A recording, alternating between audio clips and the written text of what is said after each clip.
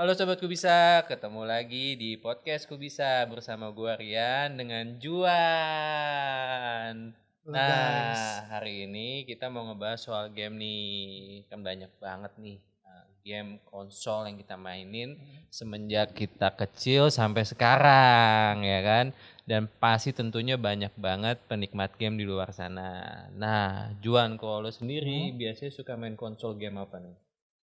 Kalau gue pribadi sih gue hampir kayak 80% udah Hmm. ngerasain lah. Tapi memang paling berdampak banget tuh yang kayak PlayStation. Karena gue udah Ya. kayak ngerasain tuh PlayStation generasi pertama, yang kedua. Hmm. Yang ketiga gue skip sih emang. Tapi kalau yang sekarang emang lagi PlayStation 4. Tapi emang mungkin buat gue yang anak 90-an ya. Iya, Atau sobat bener. Kubisa nih yang Iya, 90-an. generasi 90-an. Itu tuh paling banget booming banget kan yang Booming PS1 di sama PS1. PS2 yang Iya, pas itu kan. bener-bener. Bener. Jadi gitu sih. Emang nostalgia banget sih kalau Nostalgia ngomongin ya. game PS1 dan 2. Berarti PS ya, sama gue juga seneng banget sih main PS karena emang tuh menemani kita pada saat kita tumbuh gitu loh. Nah, kalau lo sendiri ada gak sih pengalaman yang berkesan pada saat lo main game tersebut? Oke, kalau dulu mungkin kita nostalgia dikit ya. Hmm. Gue tuh dulu tuh PS1 tuh yang paling berkesan tuh pas gue main Harvest Moon. Oh ya, Harvest Harvest Moon itu Moon. kan paling kayak udah wajib kayak orang banyak Indo tuh pasti Iya, banyak iya. banget yang main. Kayak sampai tuh gue rela-rela ke rental PS cuma buat pinjem tuh buku. Jadi Buku tuh ya. Harvest Moon tuh kayak udah kayak ensiklopedianya. Oh gitu ya? Iya, terus kayak itu tuh buat ngebantu lu buat kayak ngerjain kan karena Harvest Moon itu Tutorial kan gitu ya. tutorialnya. Dia kan kayak kerjain farmingnya, kayak berkebunnya, terus sampai kayak dia nikahnya sama siapanya gitu. tuh ada trik-triknya. Oh gitu. Nah ya. sama gimana biar ke setiap seasonnya tuh lu bisa capai tujuan lu gitu. Oh gitu. Tapi memang gak cuma Harvest Moon, kayak banyak sih kayak Tekken, Crash kayak penting Bandicoot banget juga sih. Crash kan Bandicoot. paling terkenal kan, terus CTR tuh paling CTR ya. kayak merusak pertemanan Oh, lah sih, pas emang dulu iya. kan, ya kan paling bikin berantem tuh antara Iya. apalagi tuh bisa berempat kan. Oh gitu ya. Dulu canggih banget sih PS1 walaupun Iya, kayak PS1 ya. agak di tahun itu tuh mulai agak mungkin masih tradisional gak sampai secanggih sekarang, tapi itu udah kayak bisa berempat tuh. Bisa membuat tuh keren banget ya. Jadi itu kayak game atau PS itu yang tadinya kita main bola di luar, terus kita suka main di outdoor. Nah PS ini mulai bikin kita jadi ansos juga ya Iya sebenarnya betul, ya. betul Tapi sih. untungnya ada multiplayer, jadi Iya, jadinya ada kita alasan juga buat ada. ngajak temen ke Ya, rumah.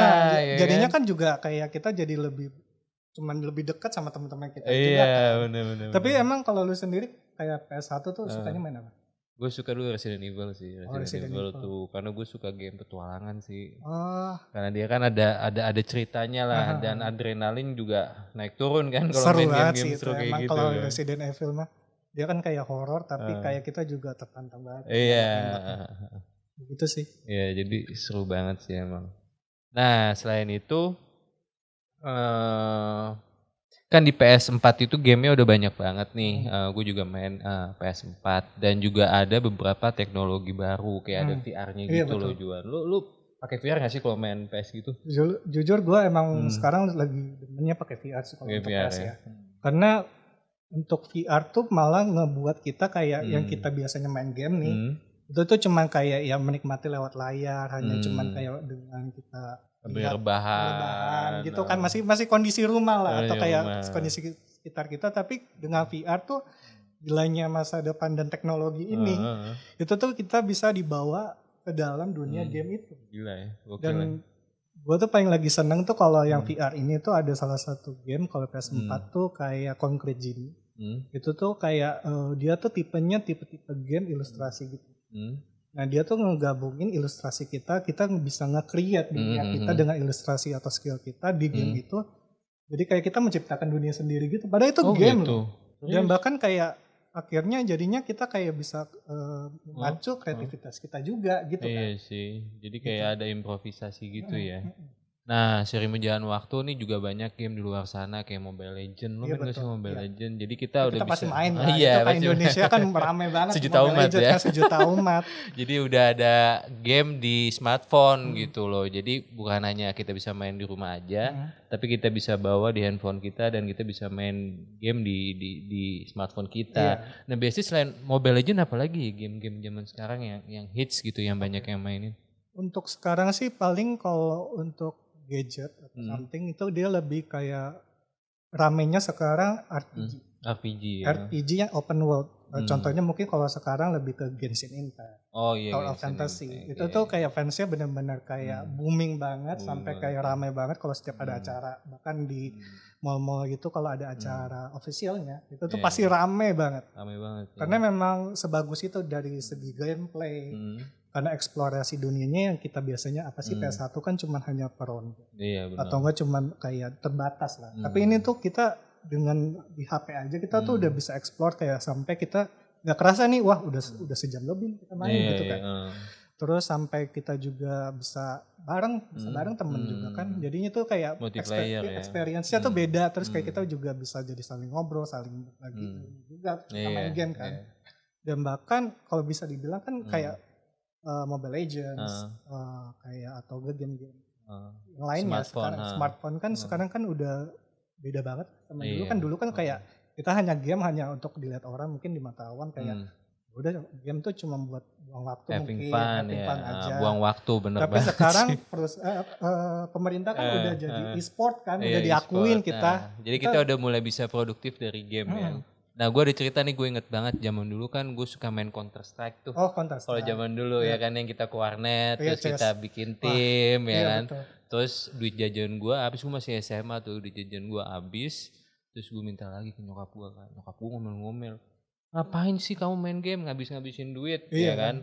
Langsung gue buktiin gue ikut kompetisi Juan. Dan gue juara 1 SMA Jakarta kan, lo bayangin. Sobatku Bisa. Itu buat motivasi gitu loh. Sobatku Bisa lo harus lihat gitu. Jadi lo harus bisa kasih lihat ke orang tua lo kalau misalkan lo diomelin nih main game. Tapi lo juga bisa produktif juga gitu loh. Karena kan ujung-ujungnya bakal jadi hal yang positif ya kan. Tapi asalkan dibagi juga waktunya antara bermain game sama keperluan-keperluan lainnya. Jangan sampai game itu malah kayak mendominasi yang keperluan-keperluan yang harusnya diwajibkan untuk kalian kerjakan. Iya benar banget. Seru banget ya ini kita ngomong kayak gak ada habisnya ya. Iya benar.